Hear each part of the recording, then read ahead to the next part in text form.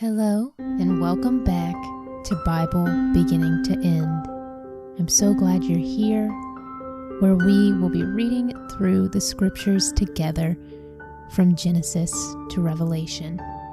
As always, I will be asking questions along the way so that you can be listening and reading through the scriptures actively, that you can meditate on them and really think about what's being said and given to you and what God might be revealing to you through the scriptures in your own life. You can use this time however you like, as a meditation, as a devotional. You can listen to one chapter at a time, pause, come back. However you want to use this time with God is up to you. I'm just glad you've chosen to listen and encounter scripture. So last time we finished up Leviticus, and we are moving into the fourth book of the Bible in the Old Testament, Numbers. So let's do a little backtracking and remember where we've been. Genesis, we saw the creation of the world, the fall, Noah's ark, God creating a covenant with Abraham, God bringing up his people. And then in Exodus, we saw God delivering the Israelites from slavery onto a journey toward the promised land. We've been at Mount Sinai for a long time. That was where they were during Leviticus, and that was where God gave them the law and gave them all of those rules and regulations. Well, the book of Numbers is going to tell the story of the Israelites after they've left Mount Sinai. They will be on a journey through the wilderness toward the promised land, and we will see God test the Israelites, and we will see the ways in which they obey God and the ways in which they don't, and how this affects their lives and their stories as they make their way to the promised land, the land that God has promised to give them. This will be broken up into 3 sections, but we're going to go through this over multiple episodes, so we're going to probably do a couple of episodes per section, but we're going to see the Israelites camp in the wilderness of Sinai. Then we're going to see the Israelites move from Sinai to the plains of Moab, and then finally we'll see the Israelites camp in the plains of Moab and prepare to invade Canaan. So we're really going to see this as an adventure, a journey, an odyssey through the wilderness. And we have this chronicle of exactly what happened to the Israelites during this time. And one thing I want you to remember as we go along this journey are all of the rules and regulations we talked about in Leviticus, because these are the building blocks for the society of the Israelites. This is how they're supposed to be living. And then I also want you to remember the tabernacle. What was the structure of the tabernacle? Was it a solid stone building, or was it a tent? It was a tent that they carried along with them, so that everywhere they went, God was with them. They could communicate and be, the priests could communicate with God. Moses could communicate and be with God and speak to the Israelites exactly what God wanted them to know. Okay, let's go ahead and start with Numbers 1. And as we start Numbers 1, which is going to be a sort of census of all the men who were able to serve in the army, we see in this first chapter where we get the name Numbers for this book, because we have this list of literal numbers of people in their community. So think about, as we start, why they needed to take this census. How are they preparing to go? We've seen God preparing them with the law and regulation and telling them exactly what to do. And now we're seeing them ready to pick up and move where God has called them, even if it's scary. Think about where they're going into the wilderness, in a desert. But what are they looking ahead to? A land promised by God. Let's think on these things as we read. Here we go. Numbers 1, registration of Israel's troops. A year after Israel's departure from Egypt, the Lord spoke to Moses in the tabernacle in the wilderness of Sinai. On the first day of the second month of that year, he said, "From the whole community of Israel, record the names of all the warriors by their clans and families. List all the men 20 years old or older who are able to go to war. You and Aaron must register the troops, and you will be assisted by one family leader from each tribe. These are the tribes and the names of the leaders who will assist you. The tribe of Reuben, whose leader is Elizur, son of Shedeur. The tribe of Simeon, whose leader is Shalumiel, son of Zurishaddai. The tribe of Judah, whose leader is Nahshon, son of Amminadab. The tribe of Issachar, whose leader is Nathanael, son of Zuar. The tribe of Zebulun, whose leader is Eliab, son of Helon. The tribe of Ephraim, son of Joseph, whose leader is Elishama, son of Ammihud. The tribe of Manasseh, son of Joseph, whose leader is Gamaliel, son of Pedazur.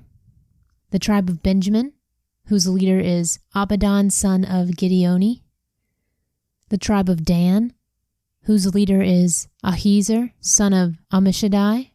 The tribe of Asher, whose leader is Pagiel, son of Ochran. The tribe of Gad, whose leader is Eliasaph, son of Jewel. And the tribe of Naphtali, whose leader is Ahira, son of Enan. These are the chosen leaders of the community, the leaders of their ancestral tribes, the heads of the clans of Israel. So Moses and Aaron called together these chosen leaders, and they assembled the whole community of Israel on that very day. All the people were registered according to their ancestry by their clans and families. The men of Israel who were 20 years old or older were listed one by one, just as the Lord had commanded Moses. So Moses recorded their names in the wilderness of Sinai. This is the number of men 20 years old or older who were able to go to war, as their names were listed in the records of their clans and families. The tribe of Reuben, Jacob's oldest son, had 46,500. The tribe of Simeon had 59,300. The tribe of Gad had 45,650. The tribe of Judah had 74,600. The tribe of Issachar had 54,400. The tribe of Zebulun had 57,400. The tribe of Ephraim, son of Joseph, had 40,500. The tribe of Manasseh, son of Joseph, had 32,200. The tribe of Benjamin had 35,400. The tribe of Dan had 62,700. The tribe of Asher had 41,500. And the tribe of Naphtali had 53,400. These were the men registered by Moses and Aaron and the 12 tribes of Israel, all listed according to their ancestral descent. They were registered by families, all the men of Israel who were 20 years old or older and able to go to war. The total number was 603,550. So I want you to pause there and think about the number of people who were listed. 603,550. That's only men 20 years or older who are able to go to war. That does not include people who were not able to go to war. That does not include women. That does not include children. So if we add all of those, we're talking probably a couple million people. I want you to think back to the covenant God made with Abraham all the way back in Genesis. God said, "This is my covenant with you. I will make you the father of a multitude of nations. I will make you extremely fruitful. Your descendants will become many nations, and kings will be among them." So how do we already see in the census, God keeping his covenant with Abraham. Because where do all these men come from? Where does this line begin? Where can we trace back their lineage? Verse 47. But this total did not include the Levites. For the Lord had said to Moses, "Do not include the tribe of Levi in the registration. Do not count them with the rest of the Israelites. Put the Levites in charge of the tabernacle of the covenant, along with all its furnishings and equipment. They must carry the tabernacle and all its furnishings as you travel, and they must take care of it and camp around it. Whenever it is time for the tabernacle to move, the Levites will take it down, and when it is time to stop, they will set it up again. But any unauthorized person who goes too near the tabernacle must be put to death. Each tribe of Israel will camp in a designated area with its own family banner. But the Levites will camp around the tabernacle of the covenant to protect the community of Israel from the Lord's anger. The Levites are responsible to stand guard around the tabernacle." So the Israelites did everything just as the Lord had commanded Moses. So that's the end of Numbers 1, and that's interesting right there at the end that God puts one specific tribe in charge of just the tabernacle. Why do you think the Levites were tasked with the tabernacle and the tabernacle alone? They couldn't have any other job. They couldn't serve in the army. What does that say about the tabernacle? How important is it to God? What does it represent? What is it? Why does God take such care with the tabernacle? And then what do you make of the verse that says the Levites will camp around the tabernacle of the covenant to protect the community of Israel from the Lord's anger? What does that mean, the Lord's anger? What does that look like? What would make God angry? What does the word anger mean? Why would the Israelites need to be protected from God's anger? Okay, so Numbers 2, organization for Israel's camp. And as we read this chapter, I want you to think about why God might be separating the Israelites according to tribe. Why might this be how he is setting up society for the Israelites on their journey? Numbers 2, verse 1. Then the Lord gave these instructions to Moses and Aaron. When the Israelites set up camp, each tribe will be assigned its own area. The tribal divisions will camp beneath their family banners on all four sides of the tabernacle, but at some distance from it. The divisions of Judah, Issachar, and Zebulun are to camp toward the sunrise on the east side of the tabernacle, beneath their family banners. These are the names of the tribes, their leaders, and the numbers of their registered troops. The tribe of Judah, with their leader Nahshon, son of Amminadab, with 74,600 troops. The tribe of Issachar, with the leader Nathaniel, son of Zuar, with 54,400 troops. The tribe of Zebulun, with the leader Eliab, son of Helon, with 57,400 troops. So the total of all the troops on Judah's side of the camp is 186,400. These three tribes are to lead the way whenever the Israelites travel to a new campsite. So pause there before we start going into the other tribes. Are you seeing a pattern? You see each tribe, each grouping of tribes have their own specific role within the troops, within the society. How does that carry over into the New Testament? How does that carry over into our understanding of the church as a whole?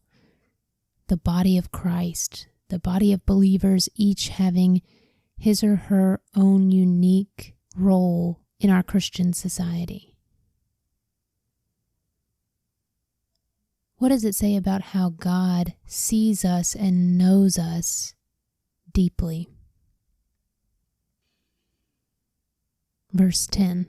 The divisions of Reuben, Simeon, and Gad are to camp on the south side of the tabernacle beneath their family banners. These are the names of the tribes, their leaders, and the number of their registered troops. The tribe of Reuben, whose leader is Elizur son of Shedeur, with 46,500 troops. The tribe of Simeon, whose leader is Shelumiel son of Zurishaddai, with 59,300 troops. The tribe of Gad, whose leader is Eliasaph son of Duel, with 45,650 troops. So the total of all the troops on Reuben's side of the camp is 151,450. These three tribes will be second in line whenever the Israelites travel. Then the tabernacle, carried by the Levites, will set out from the middle of the camp.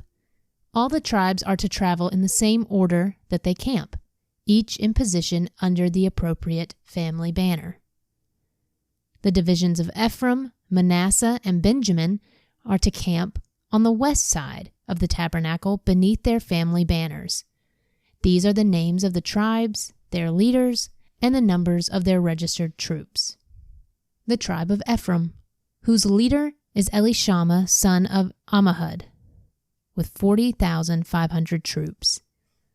The tribe of Manasseh, whose leader is Gamaliel son of Pedazur, with 32,200 troops. The tribe of Benjamin, whose leader is Abidan son of Gideoni, with 35,400 troops. So the total number of all troops on Ephraim's side of the camp is 108,100. These three tribes will be third in line whenever the Israelites travel. The divisions of Dan, Asher, and Naphtali are to camp on the north side of the tabernacle beneath their family banners. These are the names of the tribes, their leaders, and the numbers of their registered troops. The tribe of Dan, whose leader is Ahiezer, son of Ammishaddai, with 62,700 troops. The tribe of Asher, whose leader is Pagiel, son of Ochran, with 41,500 troops. The tribe of Naphtali, whose leader is Ahira, son of Enan, with 53,400 troops. So the total number of all troops on Dan's side of the camp is 157,600. These three tribes will be last, marching under their banners whenever the Israelites travel. In summary, the troops of Israel listed by their families totaled 603,550. But as the Lord had commanded, the Levites were not included in this registration. So the people of Israel did everything as the Lord had commanded Moses. Each clan and family set up camp and marched under their banners exactly as the Lord had instructed them. So that's the end of Numbers 2, and it was a lot of similar things, just kind of expanding on the census that we talked about in Numbers 1. But one thing that I like to focus on and like to think about is when it says things like, so the people of Israel did everything as the Lord had commanded Moses. What does that tell you about the Israelites and their commitment to God? And also imagine traveling and living in a community with this many people. You know, they're picking up and traveling by foot with 603,550 registered troops. That's just the men. We're not talking about the women and children. We talked about this in chapter 1. I mean, just think about how many people were living in this community.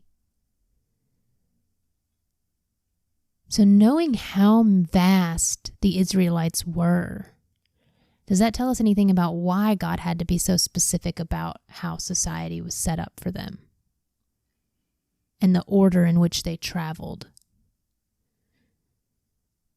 I mean, just think about going on a car trip with the people in your immediate family and how difficult that can be. Okay, so now we're going to start Numbers 3, which talks about the family of Aaron. Remember, Aaron is the high priest, and we saw all the duties and responsibilities he had that were laid out in Leviticus. And now we're going to see his family and continue learning about how the priests function. And we're also going to talk about the Levites and how they became assistants to the priests. So Numbers 3, verse 1. This is the family line of Aaron and Moses, as it was recorded when the Lord spoke to Moses on Mount Sinai. The names of Aaron's sons were Nadab the oldest, Abihu, Eleazar, and Ithamar. These sons of Aaron were anointed and ordained to minister as priests, but Nadab and Abihu died in the Lord's presence in the wilderness of Sinai when they burned before the Lord the wrong kind of fire, different than he had commanded. Since they had no sons, this left only Eleazar and Ithamar to serve as priests with their father Aaron. So pause there. Remember, we went over that story about Nadab and Abihu dying in the wilderness of Mount Sinai. So you can see that when these things are brought up later in the scripture, it's good to have that history and background to know the Old Testament because we know what they're referencing. And when we get to the New Testament, we will see Jesus and the writer of Hebrews and Paul reference ancient scriptures. And so you can see how important it is to know this history. Verse 5. Then the Lord said to Moses, call forward the tribe of Levi and present them to Aaron the priest to serve as his assistants. They will serve Aaron and the whole community, performing their sacred duties in and around the tabernacle. They will also maintain all the furnishings of the sacred tent, serving in the tabernacle on behalf of all the Israelites. Assign the Levites to Aaron and his sons.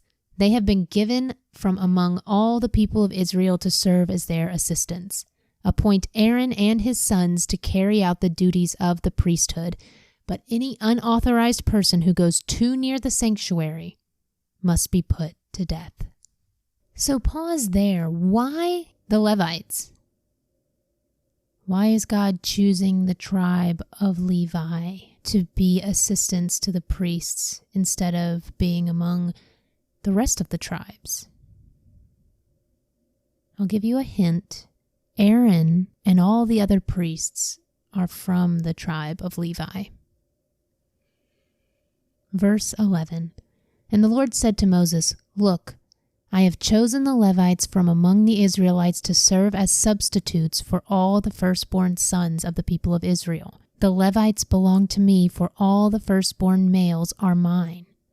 On the day I struck down all the firstborn sons of the Egyptians, I set apart for myself all the firstborn in Israel, both of people and of animals. They are mine. I am the Lord.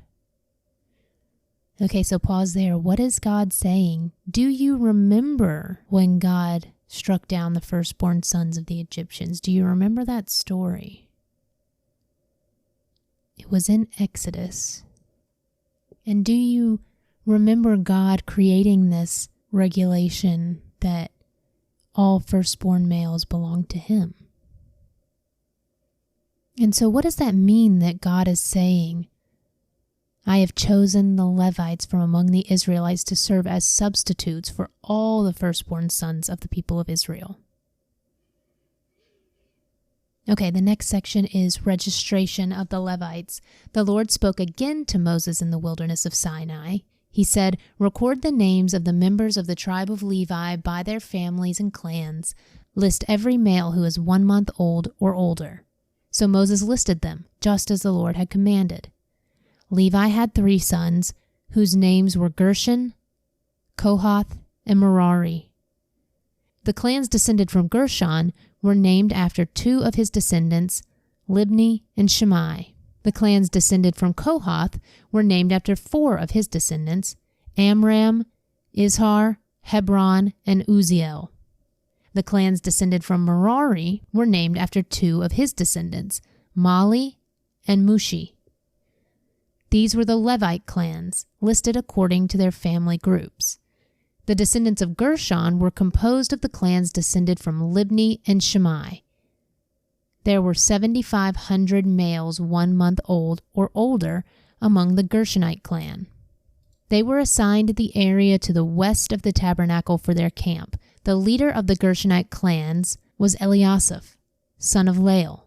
These two clans were responsible to care for the tabernacle, including the sacred tent with its layers of coverings, the curtain at its entrance, the curtains of the courtyard that surrounded the tabernacle and the altar, the curtain at the courtyard entrance, the ropes, and all the equipment related to their use. The descendants of Kohath were composed of the clans descended from Amram, Izhar, Hebron, and Uzziel. There were 8,600 males 1 month old or older among these Kohathite clans. They were responsible for the care of the sanctuary, and they were assigned the area south of the tabernacle for their camp. The leader of the Kohathite clans was Elizaphan, son of Uzziel. These 4 clans were responsible for the care of the ark, the table, the lampstand, the altars, the various articles used in the sanctuary, the inner curtain, and all the equipment related to their use. Eleazar, son of Aaron, the priest, was the chief administrator over all the Levites, with special responsibility for the oversight of the sanctuary. The descendants of Merari were composed of the clans descended from Mali and Mushi. There were 6,200 males 1 month old or older among the Merarite clans. They were assigned the area north of the tabernacle for their camp. The leader of the Merarite clans was Zuriel, son of Abihali. These 2 clans were responsible for the care of the frames supporting the tabernacle, the crossbars, the pillars, the bases, and all the equipment related to their use. They were also responsible for the posts of the courtyard and all their bases, pegs, and ropes. The area in front of the tabernacle, in the east toward the sunrise, was reserved for the tents of Moses and Aaron and his sons, who had the final responsibility for the sanctuary on behalf of the people of Israel. Anyone other than a priest or Levite who went too near the sanctuary was to be put to death. When Moses and Aaron counted the Levite clans at the Lord's command, the total number was 22,000 males 1 month old or older. Okay, so pause there. We should be experts in the tabernacle by now. I say should be because it is a complicated place. There's the most holy place, the holy place, the Ark of the Covenant, the lampstand, the table, the tent, the actual structure. But beyond that, I always want us to remember and think about, what does the tabernacle represent? Why did God have to put an entire tribe in charge of just the tabernacle? Why was it so important that only the Levites and the high priests go close to the sanctuary? Why was nobody else allowed to go too close? What does it tell us about being in God's presence and being near God to see the tabernacle and how they treated it during the Old Testament? Okay, the next section is redeeming the firstborn sons. Then the Lord said to Moses, "Now count all the firstborn sons in Israel who are 1 month old or older, and make a list of their names. The Levites must be reserved for me as substitutes for the firstborn sons of Israel. I am the Lord. And the Levites' livestock must be reserved for me as substitutes for the firstborn livestock of the whole nation of Israel." So Moses counted the firstborn sons of the people of Israel just as the Lord had commanded. The number of firstborn sons who were 1 month old or older was 22,273. Then the Lord said to Moses, "Take the Levites as substitutes for the firstborn sons of the people of Israel, and take the livestock of the Levites as substitutes for the firstborn livestock of the people of Israel. The Levites belong to me. I am the Lord. There are 273 more firstborn sons of Israel than there are Levites. To redeem these extra firstborn sons, collect 5 pieces of silver for each of them, each piece weighing the same as the sanctuary shekel, which equals 20 gerahs. Give the silver to Aaron and his sons as the redemption price for the extra firstborn sons." So Moses collected the silver for redeeming the firstborn sons of Israel who exceeded the number of Levites. He he collected 1,365 pieces of silver on behalf of these firstborn sons of Israel, each piece weighing the same as the sanctuary shekel. And Moses gave the silver for the redemption to Aaron and his sons, just as the Lord had commanded. Okay, so that was the end of Numbers 3, and now we're going to start Numbers 4, which is going to outline the overall duties of the Levites, breaking them up by each of the clans that we just talked about. So we're going to get some more detail into what exactly they had to do in the society. So Numbers 4, duties of the Kohathite clan. Then the Lord said to Moses and Aaron, record the names of the members of the clans and families of the Kohathite division of the tribe of Levi. List all the men between the ages of 30 and 50 who are eligible to serve in the tabernacle. The duties of the Kohathites at the tabernacle will relate to the most sacred objects. When the camp moves, Aaron and his sons must enter the tabernacle first to take down the inner curtain and cover the Ark of the Covenant with it. Then they must cover the inner curtain with fine goatskin leather and spread over that a single piece of blue cloth. Finally, they must put the carrying poles of the ark in place. Next, they must spread a blue cloth over the table where the bread of the presence is displayed, and on the cloth they will place the bowls, ladles, jars, pitchers, and the special bread. They must spread a scarlet cloth over all of this, and finally a covering of fine goatskin leather on top of the scarlet cloth. Then they must insert the carrying poles into the table. Next, they must cover the lampstand with a blue cloth, along with its lamps, lamp snuffers, trays, and special jars of olive oil. Then they must cover the lampstand and its accessories with fine goatskin leather and place the bundle on a carrying frame. Next, they must spread a blue cloth over the gold incense altar and cover this cloth with fine goatskin leather. Then they must attach the carrying poles to the altar. They must take all the remaining furnishings of the sanctuary and wrap them in a blue cloth, cover them with fine goatskin leather, and place them on the carrying frame. They must remove the ashes from the altar for sacrifices and cover the altar with a purple cloth. All the altar utensils, the fire pans, meat, forks, shovels, basins, and all the containers must be placed on the cloth, and a covering of fine goatskin leather must be spread over them. Finally, they must put the carrying poles in place. The camp will be ready to move when Aaron and his sons have finished covering the sanctuary and all the sacred articles. The Kohathites will come and carry these things to the next destination, but they must not touch the sacred objects or they will die. So these are the things from the tabernacle that the Kohathites must carry.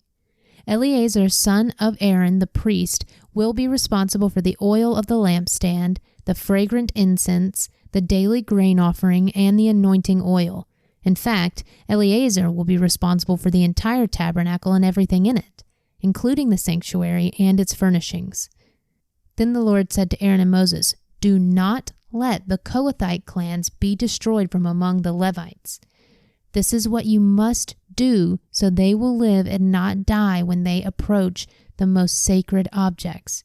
Aaron and his sons must always go in with them and assign a specific duty or load to each person.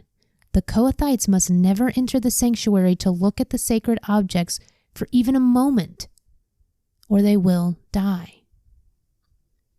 Okay, so first of all, that is a lot of responsibility for the Kohathite clan. Why was God so persistent that Aaron and Moses protect them from death? What would happen if every single person in the Kohathite clan died? What would that mean for the tabernacle? Would they be able to move it from place to place? Why did they need to move it from place to place?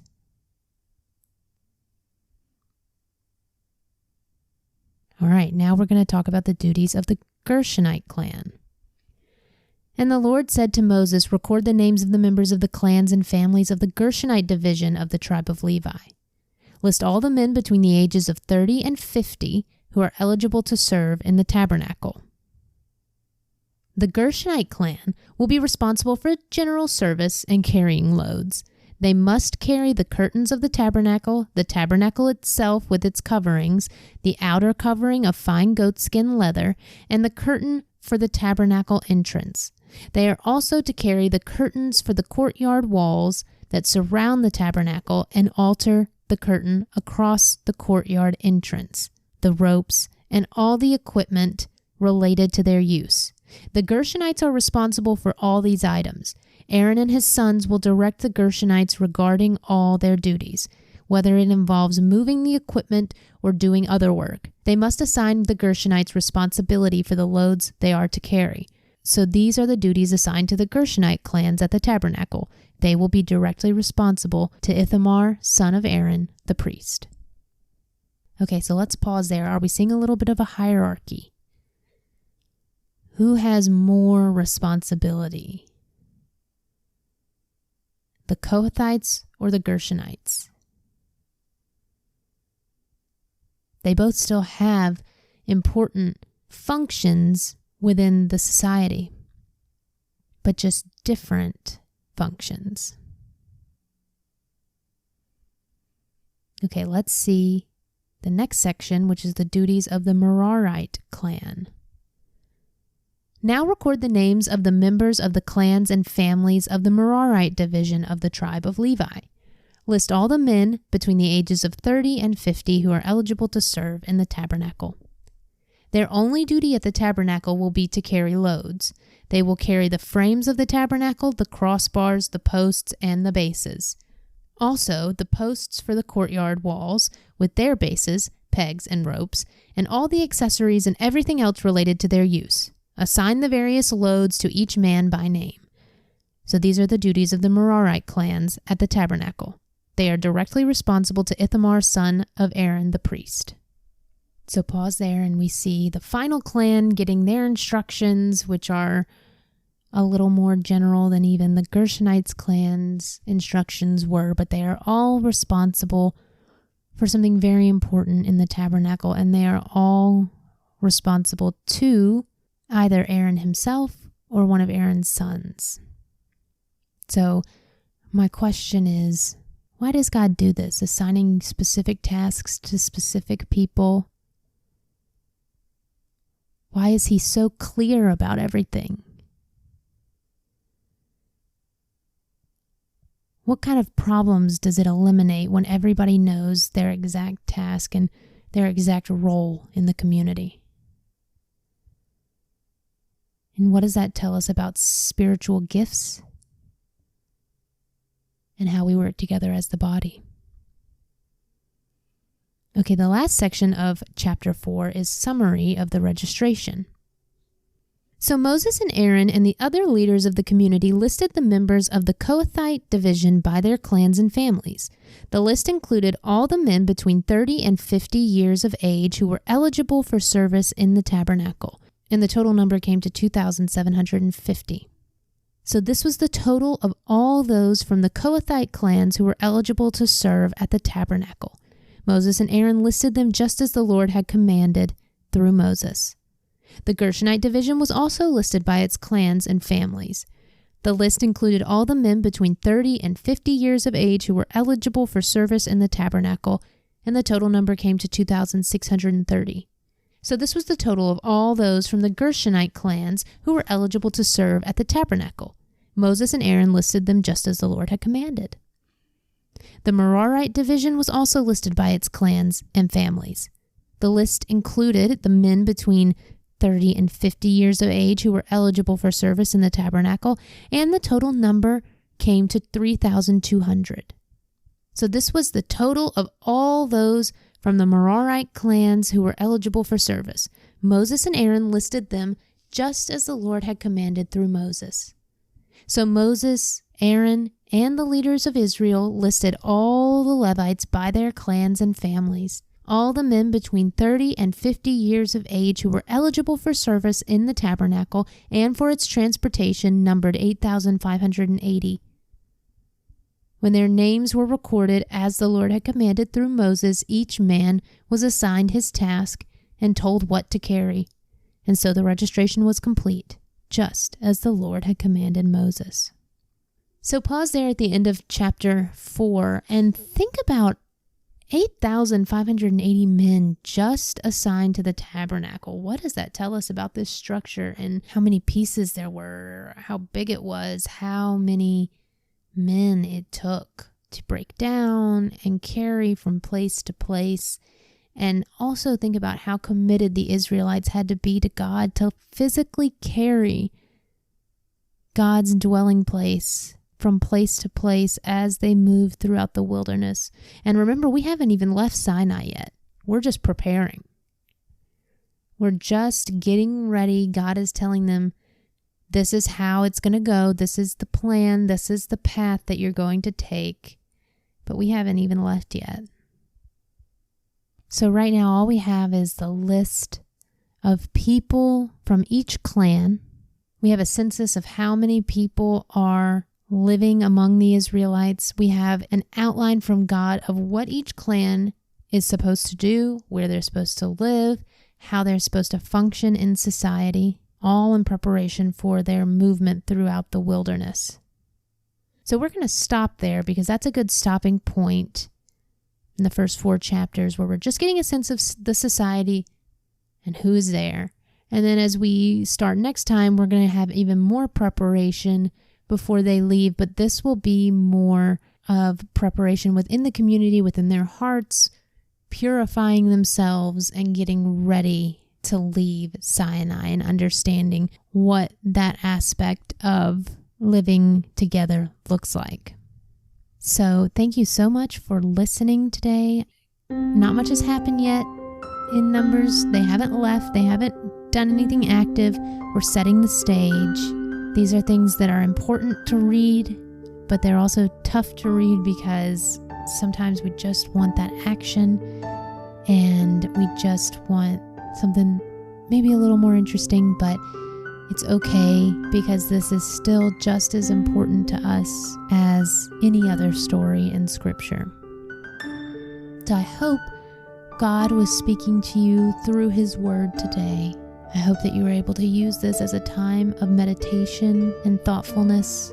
If you want, you can reach out via email. We have an Instagram now, so you can check us out there, where I just post an image with a verse for each episode, just as a, hey, we just released a new episode reminder. You can check out our website, all of those good things. All that information is in the description. But thank you for listening. Thank you for spending your time with God today. And I will talk to you in the next one.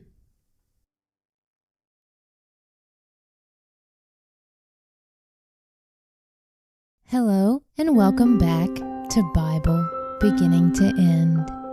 I am so glad you're here.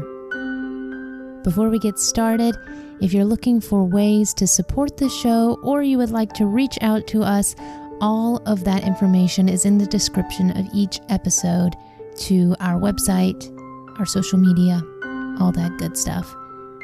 And now that that's out of the way, we can get started with our episode as we continue walking through the book of Numbers. And walking is an appropriate term because in this chapter, the Israelites will be setting out on a journey. And last time we started setting that stage. We read through Numbers 1 through 4 and outlined all the specific responsibilities each tribe of Israel had within the community of the Israelites. We talked about how many citizens lived among them, and we talked about how each tribe and clan within each tribe would function in the society. And we talked about how the Levites were the ones responsible for assisting the priests and everything related to the tabernacle. Well, today we are going to continue this section called the Israelites' camp in the wilderness of Sinai, as we hear how they continue to prepare for their journey. As always, I will be asking questions along the way, and I hope that you use this time to reflect on Scripture and allow God to speak to you through His Word, without commentary from me, but just you and the Word of God, and questions to get your mind going. So here we go with Numbers 5, laws regarding ritual and moral purity. Purity in Israel's camp. And as we read through this section, I want you to sort of think about how we view and handle skin diseases, bodily discharge, things like that in a modern setting, and compare it to how they handled it in the Old Testament in the Israelite community. And I'm asking this question because it might seem so foreign, these rituals and laws regarding skin diseases, because we're thinking about it in a modern context. We might say, well, if they have a skin disease, just send them to the doctor. They'll take care of it. Move on. So I want you to think critically about why God was so specific about these rituals regarding sickness and skin diseases. What did it have to do with? Why do you think these rituals were put in place? Here we go. Numbers 5, verse 1. The Lord gave these instructions to Moses. Command the people of Israel to remove from the camp anyone who has a skin disease or a discharge, or who has become ceremonially unclean by touching a dead person. This command applies to men and women alike. Remove them so they will not defile the camp in which I live among them. So the Israelites did as the Lord had commanded Moses, and removed such people from the camp. Then the Lord said to Moses, give the following instructions to the people of Israel. If any of the people, men or women, betray the Lord by doing wrong to another person, they are guilty. They must confess their sin and make full restitution for what they have done, adding an additional 20% and returning it to the person who was wronged. But if the person who was wronged is dead, and there are no near relatives to whom restitution can be made, the payment belongs to the Lord and must be given to the priest. Those who are guilty must also bring a ram as a sacrifice, and they will be purified and made right with the Lord. All the sacred offerings that the Israelites bring to a priest will belong to him. Each priest may keep all the sacred donations that he receives. So pause there. Why do you think God includes this section on restitution? What does it tell us about how we should treat people when we have done something wrong? How we should respond when we've done something wrong to someone else or to God? The next section is a test for adultery. And the Lord said to Moses, give the following instructions to the people of Israel. Suppose a man's wife goes astray, and she is unfaithful to her husband, and has sex with another man, but neither her husband nor anyone else knows about it. She has defiled herself, even though there was no witness, and she was not caught in the act. If her husband becomes jealous and is suspicious of his wife and needs to know whether or not she has defiled herself, the husband must bring his wife to the priest. He must also bring an offering of 2 quarts of barley flour to be presented on her behalf.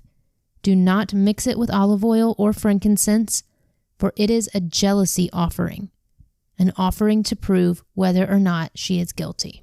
The priest will then present her to stand trial before the Lord. He must take some holy water in a clay jar and pour it into it dust he has taken from the tabernacle floor. When the priest has presented the woman before the Lord, he must unbind her hair and place in her hands the offering of proof, the jealousy offering, to determine whether her husband's suspicions are justified. The priest will stand before her, holding the jar of bitter water that brings a curse to those who are guilty. The priest will then put the woman under oath and say to her, "If no other man has had sex with you, and you have not gone astray and defiled yourself while under your husband's authority, may you be immune from the effects of this bitter water that brings on the curse. But if you have gone astray by being unfaithful to your husband and have defiled yourself by having sex with another man, at this point, the priest must put the woman under oath by saying, 'May the people know that the Lord's curse is upon you when he makes you infertile, causing your womb to shrivel and your abdomen to swell. Now may this water that brings the curse enter your body and cause your abdomen to swell and your womb to shrivel.' And the woman will be required to say, 'Yes, let it be so.'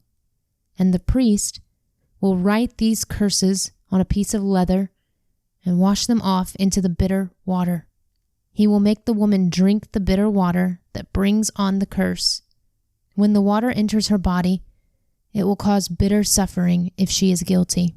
The priest will take the jealousy offering from the woman's hand, lift it up before the Lord, and carry it to the altar. He will take a handful of flour as a token portion and burn it on the altar, and he will require the woman to drink the water. If she has defiled herself by being unfaithful to her husband, the water that brings on the curse will cause bitter suffering. Her abdomen will swell and her womb will shrink, and her name will become a curse among her people. But if she has not defiled herself and is pure, then she will be unharmed and will still be able to have children. This is the ritual for dealing with suspicion. If a woman goes astray and defiles herself while under her husband's authority, or if a man becomes jealous and is suspicious that his wife has been unfaithful, the husband must present his wife before the Lord, and the priest will apply this entire ritual law to her. The husband will be innocent of any guilt in this matter, but his wife will be held accountable for her sin. Okay, so pause there. You might be asking yourself a couple of questions which are okay to ask and okay to think on. And one of them might be, well, we have this very detailed description of what to do if a woman is suspected of committing adultery, but what if a man is suspected of committing adultery? How does the Lord handle that sin? I would encourage you to look up some other scriptures about adultery in the Bible. A couple of them you could look up would be Leviticus 20:10, which we've read before, or one that we will read in the next book of the Bible, Deuteronomy 22:21-22. You might also ask, because this is a very unique ritual. We don't really see anything else like this throughout Scripture. This sort of ritual where she has to drink and there's a curse involved. Why do you think God is implementing this type of ritual here? Why do you think God is asking the husband to bring his wife before the Lord for judgment? Why isn't God leaving the judgment and the justice up to the husband? Remember, what is the husband filled with? What does he have to be filled with to come to the point where he's bringing his wife before the Lord in this matter? He has to be filled with jealousy. And think about what jealousy does to you. So why might God be saying, bring your wife to me and I will deal with the justice and the punishment? Okay, the next chapter is Numbers 6, Nazirite Laws. Then the Lord said to Moses, if any of the people, either men or women, take the special vow of a Nazirite, setting themselves apart to the Lord in a special way, they must give up wine and other alcoholic drinks. They must not use vinegar made from wine or from other alcoholic drinks. They must not drink fresh grape juice, and they must not eat grapes or raisins. As long as they are bound by their Nazirite vow, they are not allowed to eat or drink anything that comes from a grapevine, not even the grape seeds or skins. They must never cut their hair throughout the time of their vow, for they are holy and set apart to the Lord. Until the time of their vow has been fulfilled, they must let their hair grow long. So pause there before we move on, because we haven't really heard of this Nazirite vow yet, but let's pick up on a few things we're learning about it as we read this section. First, we hear that they are setting themselves apart for the Lord. So what does that tell us about this vow? People who take this vow, they're setting themselves apart for the Lord, so they're probably doing what? And then it says they must never cut their hair for the duration of their vow. So is this vow a lifetime vow, a lifetime commitment? Or do you think that this vow could be made for a specific period of time?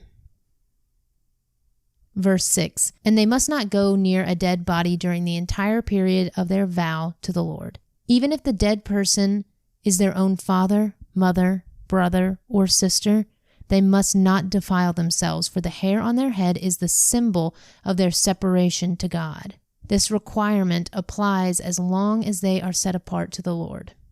If someone falls dead beside them, the hair they have dedicated will be defiled. They must wait for 7 days and then shave their heads. Then they will be cleansed from their defilement. On the 8th day, they must bring 2 turtle doves or 2 young pigeons to the priest at the entrance of the tabernacle. The priest will offer one of the birds for a sin offering and the other for a burnt offering. In this way, he will purify them from the guilt they incurred through contact with the dead body. Then they must reaffirm their commitment and let their hair begin to grow again. The days of their vow that were completed before their defilement no longer count. They must rededicate themselves to the Lord as a Nazirite for the full term of their vow, and each must bring a 1-year-old male lamb for a guilt offering. So pause there. How important are these laws for those who have chosen to enter this Nazirite vow? Because here we see even if someone just falls dead beside them, they have to start all over. Verse 13, this is the ritual law for Nazirites. At the conclusion of their time of separation as Nazirites, they must each go to the entrance of the tabernacle and offer their sacrifice to the Lord, a 1-year-old male lamb without defect for a burnt offering, a 1-year-old female lamb without defect for a sin offering, a ram without defect for a peace offering, a basket of bread made without yeast, cakes of choice flour mixed with olive oil, and wafers spread with olive oil along with their prescribed grain offerings and liquid offerings. The priest will present these offerings before the Lord, first the sin offering and the burnt offering, then the ram for a peace offering along with the basket of bread made without yeast. The priest must also present the prescribed grain offering and liquid offering to the Lord. Then the Nazirites will shave their heads at the entrance of the tabernacle. They will take the hair that had been dedicated and place it on the fire beneath the peace offering sacrifice. After the Nazirite's head has been shaved, the priest will take for each of them the boiled shoulder of the ram, and he will take from the basket a cake and a wafer made without yeast. He will put them all into the Nazirite's hands. Then the priest will lift them up as a special offering before the Lord. These are holy portions for the priest, along with the breast of the special offering and the thigh of the sacred offering that are lifted up before the Lord. After this ceremony, the Nazirites may again drink wine. This is the ritual law of the Nazirites who vow to bring these offerings to the Lord. They may also bring additional offerings if they can afford it. And they must be careful to do whatever they vowed when they set themselves apart as Nazirites. Okay, our final section in number 6 is the priestly blessing. So as we're reading this, I want you to think about the word blessing. I want you to think about each part of the blessing I'm going to read and kind of break down what the different parts of it are. What do the words of the blessing mean? What do the words of the blessing tell us about God and his relationship with us? What do they include? What truths do they convey? Number 6, verse 22. Then the Lord said to Moses, "Tell Aaron and his sons to bless the people of Israel with this special blessing. May the Lord bless you and protect you. May the Lord smile on you and be gracious to you. May the Lord show you his favor and give you his peace." Whenever Aaron and his sons bless the people of Israel in my name, I myself will bless them. So pause there before we go into number 7, which is going to be starting their final preparations to leave Sinai. Why do you think God put this blessing right here? What is he wanting to remind the Israelites? What is he wanting them to know about their relationship with him? Okay, Numbers 7. Israel's final preparations to leave Sinai. Offerings for the dedication of the tabernacle. On the day Moses set up the tabernacle, he anointed it and set it apart as holy. He also anointed and set apart all its furnishings and the altar with its utensils. Then the leaders of Israel, the tribal leaders who had registered the troops, came and brought the offerings. Together they brought 6 large wagons and 12 oxen. There was a wagon for every 2 leaders and an ox for each leader. They presented these to the Lord in front of the tabernacle. Then the Lord said to Moses, "Receive their gifts and use these oxen and wagons for transporting the tabernacle. Distribute them among the Levites according to the work they have to do." So Moses took the wagons and oxen and presented them to the Levites. He gave 2 wagons and 4 oxen to the Gershonite division for their work, and he gave 4 wagons and 8 oxen to the Merarite division for their work. All their work was done under the leadership of Ithamar, son of Aaron the priest. But he gave none of the wagons or oxen to the Kohathite division, since they were required to carry the sacred objects of the tabernacle on their shoulders. The leaders also presented dedication gifts for the altar at the time it was anointed. They each placed their gifts before the altar. The Lord said to Moses, "Let one leader bring his gifts each day for the dedication of the altar." So let's pause here because we're about to go into very full detail about each offering that the tribes of Israel presented. And we know that there are 12 tribes, so we're about to go through 12 offerings. As we read through this, think about why God included such details. Think about why they are presenting these offerings. Think back to Leviticus and what these offerings represent. So here we go. This is going to be a long section, so bear with me, but just think on these words. Think about why this is included, why it's important. And here we go. On the first day, Nahshon, son of Amminadab, leader of the tribe of Judah, presented his offering. His offering consisted of a silver platter weighing 3¼ pounds and a silver basin weighing 1¾ pounds, as measured by the weight of the sanctuary shekel. These were both filled with grain offerings of choice flour moistened with olive oil. He also brought a gold container weighing 4 ounces, which was filled with incense. He brought a young bull, a ram, and a 1-year-old male lamb for a burnt offering, and a male goat for a sin offering. For a peace offering, he brought 2 bulls, 5 rams, 5 male goats, and 5 1-year-old male lambs. This was the offering brought by Nahshon, son of Amminadab. On the second day, Nathanael, son of Zuar, leader of the tribe of Issachar, presented his offering. His offering consisted of a silver platter weighing 3¼ pounds and a silver basin weighing 1¾ pounds, as measured by the weight of the sanctuary shekel. These were both filled with grain offerings of choice flour moistened with olive oil. He also brought a gold container weighing 4 ounces, which was filled with incense. He brought a young bull, a ram, and a 1-year-old male lamb for a burnt offering, and a male goat for a sin offering. For a peace offering, he brought 2 bulls, 5 rams, 5 male goats, and 5 1-year-old male lambs. This was the offering brought by Nathanael, son of Zuar. On the third day, Eliab, son of Helon, leader of the tribe of Zebulun, presented his offering. His offering consisted of a silver platter weighing 3¼ pounds and a silver basin weighing 1¾ pounds, as measured by the weight of the sanctuary shekel. These were both filled with grain offerings of choice flour moistened with olive oil. He also brought a gold container weighing 4 ounces, which was filled with incense. He brought a young bull, a ram, and a 1-year-old male lamb for a burnt offering, and a male goat for a sin offering. For a peace offering, he brought 2 bulls, 5 rams, 5 male goats, and 5 1-year-old male lambs. This was the offering brought by Eliab, son of Helon. On the fourth day, Elizur, son of Shedeur, leader of the tribe of Reuben, presented his offering. His offering consisted of a silver platter weighing 3¼ pounds and a silver basin weighing 1¾ pounds, as measured by the weight of the sanctuary shekel.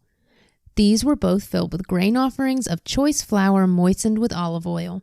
He also brought a gold container weighing 4 ounces, which was filled with incense. He brought a young bull, a ram, and a 1-year-old male lamb for a burnt offering, and a male goat for a sin offering. For a peace offering, he brought 2 bulls, 5 rams, 5 male goats, and 5 1-year-old male lambs.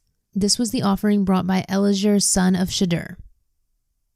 Okay, let's pause here. And I want you to ask yourself why, if every single one of these offerings is identical, except for the person and the tribe presenting the offering, then why does God include each specific tribe's offering? Why doesn't he just say, and the 12 tribes presented the following offering to God at the altar? What might he be representing by including the same offering over and over and over again?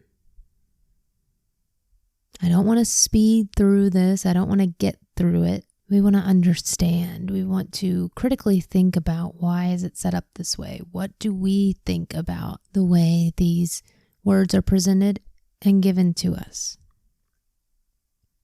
So here we go, on to the 5th day.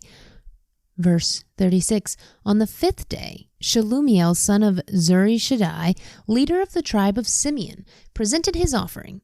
His offering consisted of a silver platter weighing 3¼ pounds and a silver basin weighing 1¾ pounds, as measured by the weight of the sanctuary shekel.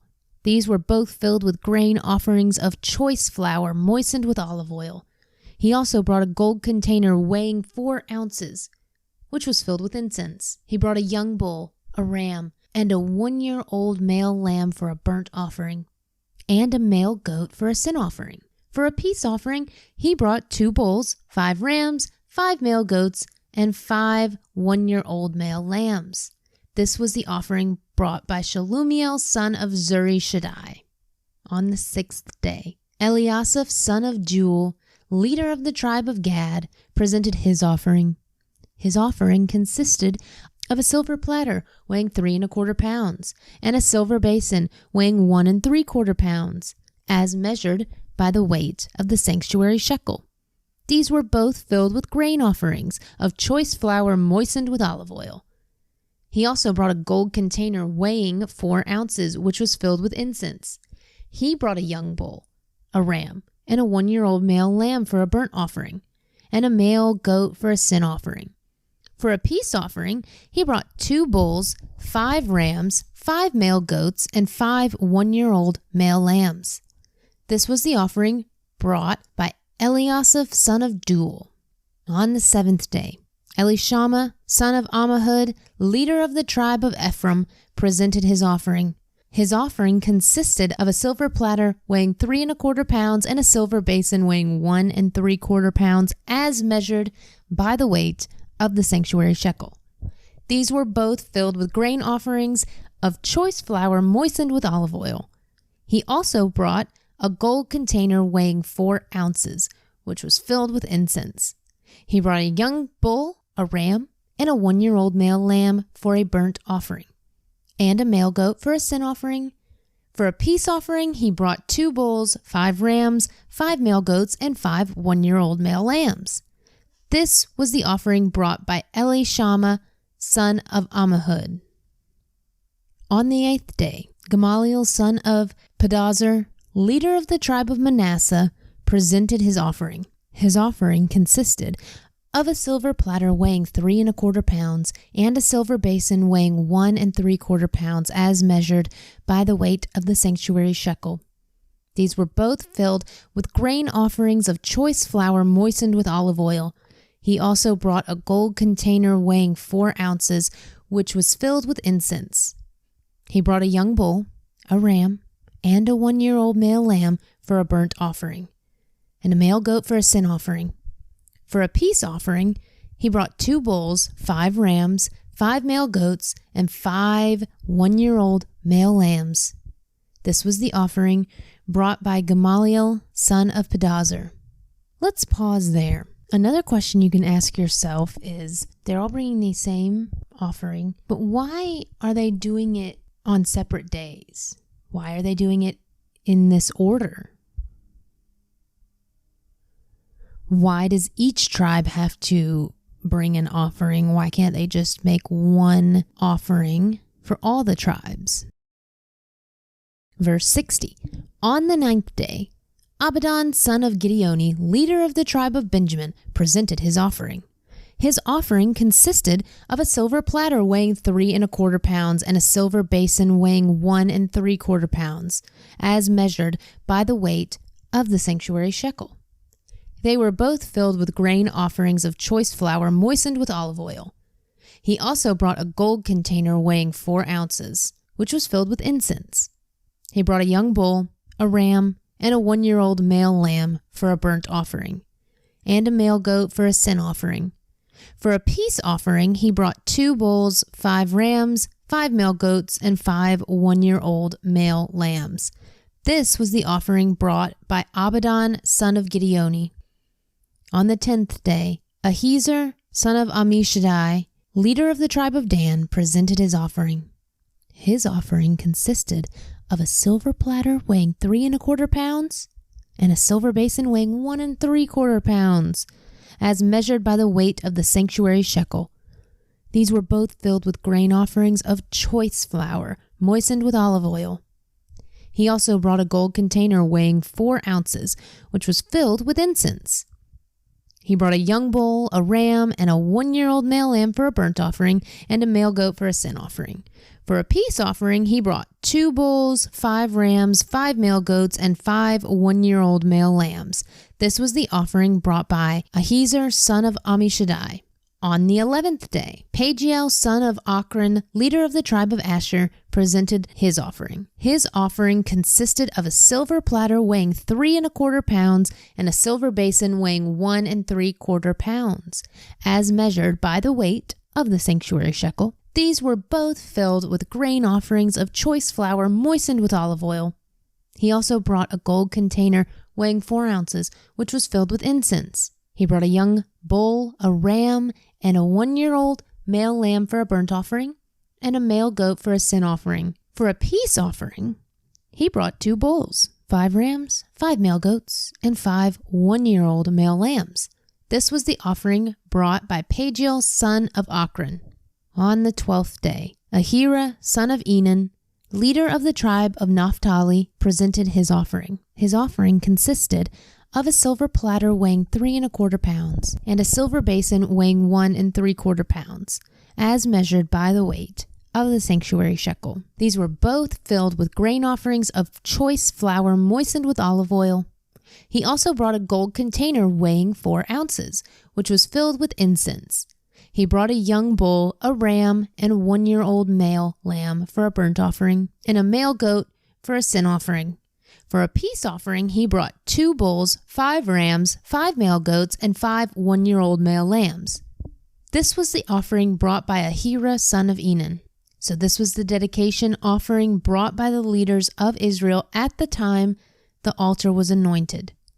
12 silver platters, 12 silver basins, and 12 gold incense containers.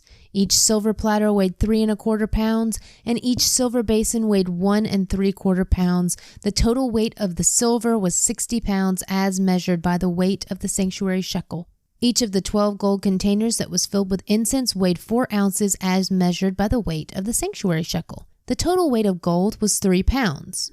12 young bulls, 12 rams, and 12 one-year-old male lambs were donated for the burnt offering, along with their prescribed grain offerings. 12 male goats were brought for the sin offering, 24 bulls, 60 rams, 60 male goats, and 60 one-year-old male lambs were donated for the peace offerings. This was the dedication offering for the altar after it was anointed. Whenever Moses went into the tabernacle to speak with the Lord, he heard the voice speaking to him from between the 2 cherubim above the ark's cover, the place of atonement that rests on the ark of the covenant. The Lord spoke to him from there. So pause there at the end of Numbers 7. What might it be like to hear the actual voice of God as Moses did? They went through this process of anointing the altar, and now we know what they were anointing it for. Does that give you any more insight into why the process was so important and so detailed and so extensive? Okay, and now we're going to go into Numbers 8, which is about preparing the lamps. And remember, the lamps are an important part of the tabernacle. I want you to think as we read through this, what function do the lamps serve in the tabernacle? And then also, what might they represent? Numbers 8. The Lord said to Moses, "Give Aaron the following instructions. When you set up the 7 lamps in the lampstand, place them so their light shines forward in front of the lampstand." So Aaron did this. He set up the 7 lamps so they reflected their light forward, just as the Lord had commanded Moses. The entire lampstand, from its base to its decorative blossoms, was made of beaten gold. It was built according to the exact design the Lord had shown Moses. The next section is the Levites dedicated. Then the Lord said to Moses, "Now set the Levites apart from the rest of the people of Israel and make them ceremonially clean. Do this by sprinkling them with the water of purification and have them shave their entire body and wash their clothing. Then they will be ceremonially clean. Have them bring a young bull and a grain offering of choice flour moistened with olive oil, along with a second bull for a sin offering. Then assemble the whole community of Israel and present the Levites at the entrance of the tabernacle. When you present the Levites before the Lord, the people of Israel must lay their hands on them." So pause there. First, why are the Levites being set apart? And then the second question I want you to ask is, why do the people of Israel have to lay their hands on the Levites? Verse 11, raising his hands, Aaron must then present the Levites to the Lord as a special offering from the people of Israel, thus dedicating them to the Lord's service. Next, the Levites will lay their hands on the heads of the young bulls. Present one as a sin offering and the other as a burnt offering to the Lord, to purify the Levites and make them right with the Lord. Then have the Levites stand in front of Aaron and his sons and raise your hands and present them as a special offering to the Lord. In this way, you will set the Levites apart from the rest of the people of Israel. And the Levites will belong to me. After this, they may go into the tabernacle to do their work, because you have purified them and presented them as a special offering. Of all the people of Israel, the Levites are reserved for me. I have claimed them for myself in place of all the firstborn sons of the Israelites. I have taken the Levites as their substitutes. For all the firstborn males among the people of Israel are mine, both of people and animals. I set them apart for myself on the day I struck down all the firstborn sons of the Egyptians. Yes, I have claimed the Levites in place of all the firstborn sons of Israel and all the Israelites. I have assigned the Levites to Aaron and his sons. They will serve in the tabernacle on behalf of the Israelites and make sacrifices to purify the people, so no plague will strike them when they approach the sanctuary. So Moses, Aaron, and the whole community of Israel dedicated the Levites, carefully following all the Lord's instructions to Moses. The Levites purified themselves from sin and washed their clothes. And Aaron lifted them up and presented them to the Lord as a special offering. He then offered a sacrifice to purify them and make them right with the Lord. After that, the Levites went into the tabernacle to perform their duties, assisting Aaron and his sons. So they carried out all the commands that the Lord had given Moses concerning the Levites.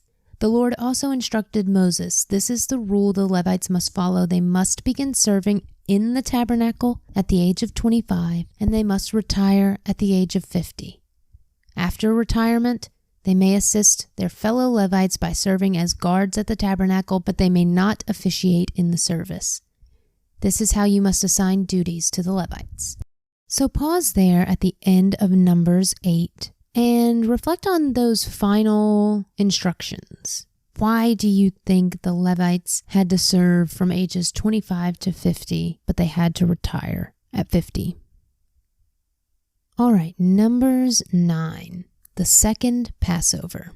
So reflect and remember what the first Passover was in Exodus. You can go back and read that story and see and compare it to this Passover, the second Passover. Numbers 9. A year after Israel's departure from Egypt, the Lord spoke to Moses in the wilderness of Sinai. In the first month of that year, he said, "Tell the Israelites to celebrate the Passover at the prescribed time, twilight on the 14th day of the first month. Be sure to follow all my decrees and regulations concerning this celebration." So Moses told the people to celebrate the Passover in the wilderness of Sinai as twilight fell on the 14th day of the month. And they celebrated the festival there, just as the Lord had commanded Moses. But some of the men had been ceremonially defiled by touching a dead body, so they could not celebrate the Passover that day. They came to Moses and Aaron that day and said, "We have become ceremonially unclean by touching a dead body, but why should we be prevented from presenting the Lord's offering at the proper time with the rest of the Israelites?" Moses answered, "Wait here until I have received instructions for you from the Lord." So pause there and reflect on Moses' response. What did he tell them? He said, "First I have to talk to whom?" Think about how we can use that as a model in our lives when we're questioning situations and predicaments we are in. And then also predict what you think God is going to say. And here we will find out in verse 9. This was the Lord's reply to Moses. "Give the following instructions to the people of Israel. If any of the people now or in future generations are ceremonially unclean at Passover time because of touching a dead body, or if they are on a journey and cannot be present at the ceremony, they may still celebrate the Lord's Passover. They must offer the Passover sacrifice 1 month later, at twilight on the 14th day of the second month. They must eat the Passover lamb at that time with bitter salad greens and bread made without yeast. They must not leave any of the lamb until the next morning, and they must not break any of its bones. They must follow all the normal regulations concerning Passover. But those who neglect to celebrate the Passover at the regular time, even though they are ceremonially clean and not away on a trip, will be cut off from the community of Israel. If they fail to present the Lord's offering at the proper time, they will suffer the consequences of their guilt. And if the foreigners living among you want to celebrate the Passover to the Lord, they must follow these same decrees and regulations. The same laws apply both to native-born Israelites and to the foreigners living among you." So pause there and ask, what does this reveal about God? Was Passover a very important celebration to him and to the Israelites? How did God preserve the law while still allowing the Israelites to participate in Passover? The next section is the guidance of the fiery cloud, which sounds very exciting to me. So let's see what this is about. Numbers 9, verse 15. On the day the tabernacle was set up, the cloud covered it. But from evening until morning, the cloud over the tabernacle looked like a pillar of fire. Pause there. Why do you think that is? Why do you think evening until morning, the cloud looked like a pillar of fire? A pillar of cloud by day and a pillar of fire by night. What do you think that fire might represent, and what do you think that fire is there for? Verse 16, this was the regular pattern at night. The cloud that covered the tabernacle had the appearance of fire. Whenever the cloud lifted from over the sacred tent, the people of Israel would break camp and follow it. And whenever the cloud settled, the people of Israel would set up camp. In this way they traveled and camped at the Lord's command, wherever He told them to go. Then they remained in their camp as long as the cloud stayed over the tabernacle. If the cloud remained over the tabernacle for a long time, the Israelites stayed and performed their duty to the Lord. So pause there. How does this cloud and the Israelites following the cloud wherever it goes, or in essence following the Lord wherever He calls them, how does this represent faith? And then I want you to ask yourself now, in modern times, what is our tabernacle? What is our cloud and pillar of fire that we follow? How do we communicate with God, and what do we have within us to know where to go, when to follow God, where to follow God? Do some self-reflection and think about how we can follow in the footsteps of the Israelites' faith to have such a strong faith in our own life and trust. It's faith and they trust in God. Sometimes the cloud would stay over the tabernacle for only a few days, so the people would stay for only a few days as the Lord commanded. Then at the Lord's command they would break camp and move. Sometimes the cloud stayed only overnight and lifted the next morning, day or night. When the cloud lifted, the people broke camp and moved on. Whether the cloud stayed above the tabernacle for 2 days, a month, or a year, the people of Israel stayed in camp and did not move on. But as soon as it lifted, they broke camp and moved on. So they camped or traveled at the Lord's command, and they did whatever the Lord told them through Moses. Okay, we're going to go into our final chapter for today, Numbers 10. The silver trumpets. Now the Lord said to Moses, make 2 trumpets of hammered silver for calling the community to assemble and for signaling the breaking of camp. When both trumpets are blown, everyone must gather before you at the entrance of the tabernacle. But if only one trumpet is blown, then only the leaders, the heads of the clans of Israel, must present themselves to you. When you sound the signal to move on, the tribes camped on the east side of the tabernacle must break camp and move forward. When you sound the signal a second time, the tribes camped on the south will follow. You must sound short blasts as the signal for moving on. But when you call the people to assemble, blow the trumpets with a different signal. Only the priests, Aaron's descendants, are allowed to blow the trumpets. This is a permanent law for you, to be observed from generation to generation. So pause there. Why do you think Moses has to blow trumpets? Why can't he just say, hey guys, let's move on? Remember how many people are living among the Israelites, how vast the society is. Verse 9, when you arrive in your own land and go to war against your enemies who attack you, sound the alarm with the trumpets. Then the Lord your God will remember you and rescue you from your enemies.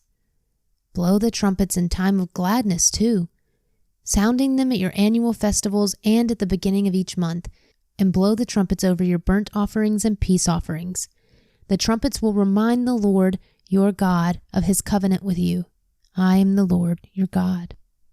So pause there. It's a little interesting how the trumpets can symbolize so many different things. Why do you think that is? Why can they be used for warning, for celebration, to remind God of His covenant with them? Why is God using the same thing for multiple purposes?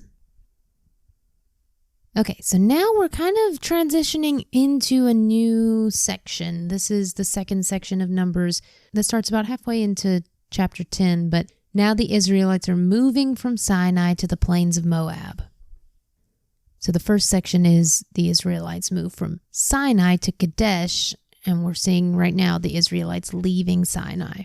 In the second year after Israel's departure from Egypt, on the 20th day of the second month, the cloud lifted from the tabernacle of the covenant. So the Israelites set out from the wilderness of Sinai and traveled on from place to place until the cloud stopped in the wilderness of Paran. When the people set out for the first time following the instructions the Lord had given through Moses, Judah's troops led the way. They marched behind their banner, and their leader was Nahshon son of Amminadab. They were joined by the troops of the tribe of Issachar, led by Nathanael son of Zuar, and the troops of the tribe of Zebulun, led by Eliab son of Helon. Then the tabernacle was taken down, and the Gershonite and Merarite divisions of the Levites were next in the line of march, carrying the tabernacle with them. Reuben's troops went next, marching behind their banner. Their leader was Eleazar son of Shadur. They were joined by the troops of the tribe of Simeon, led by Shalumiel son of Zurishaddai, and the troops of the tribe of Gad, led by Eliasaph son of Jewel. Next came the Kohathite division of the Levites, carrying the sacred objects from the tabernacle. Before they arrived at the next camp, the tabernacle would already be set up in its new location. Ephraim's troops went next, marching behind their banner. Their leader was Elishama son of Ammihud. They were joined by the troops of the tribe of Manasseh, led by Gamaliel son of Pedazur, and the troops of the tribe of Benjamin, led by Abidan son of Gideoni. Dan's troops went last, marching behind their banner and serving as the rear guard for all the tribal camps. Their leader was Ahiezer son of Ammishaddai. They were joined by the troops of the tribe of Asher, led by Pagiel son of Ochran, and the troops of the tribe of Naphtali, led by Ahira son of Enan. This was the order in which the Israelites marched, division by division. The next section is Hobab the guide. One day, Moses said to his brother-in-law Hobab, son of Reuel the Midianite, "We are on our way to the place the Lord promised us, for he said, 'I will give it to you.' Come with us, and we will treat you well, for the Lord has promised wonderful blessings for Israel." But Hobab replied, "No, I will not go.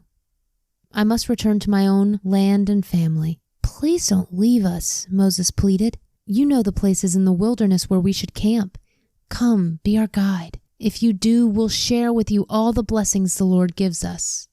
Okay, so pause there. That's an interesting little section, kind of in the middle of this. First, I want you to ask, why do you think that this little story is plopped right in between us seeing how the Israelites leave their camp and travel, and then we're about to talk about the Ark of the Covenant leading the way? Why is this right here? Why do you think this little story is inserted here when we haven't really heard of Hobab before?